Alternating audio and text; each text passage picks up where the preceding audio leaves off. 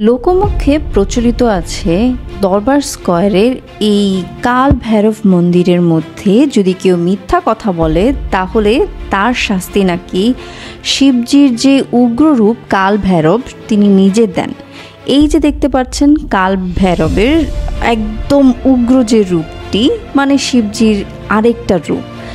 Normally আমি এটা জানি না, এখানে নেপালে যাওয়ার পর আমি শুনলাম এটা নাকি নেপালের সুপ্রিম কোর্ট বলা হতো। 1500 বছর আগে নেপালের কাঠমান্ডুর দরবার স্কয়ারে নর্মালি মানুষ ভাবতো যে এখানে যে আসল সত্য বিচারটা পাওয়া যাবে, কারণ শিবজির যে উগ্ররূপ সে নিজে এইটার কি বলে বিচার করবেন।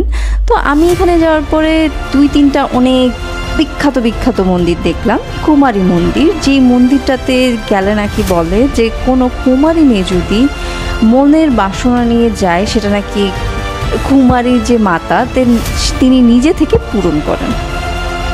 আমি ঠিক মতন গুছায় বলতে পারছি কিনা, কারণ আমি হিন্দু ধর্ম অবলম্বী না। আপনারা যদি এইটা সম্পর্কে জানেন তাহলে আমাকে কমেন্ট সেকশনে জানাই দিবেন। আর আপনি যদি নেপালে যান তাহলে কি আপনি নেপালের দরবার স্কয়ারে যেতেন, আর গেলে আপনি কি উইশ করতেন সেটাও কিন্তু কমেন্ট সেকশনে জানাই দেবেন।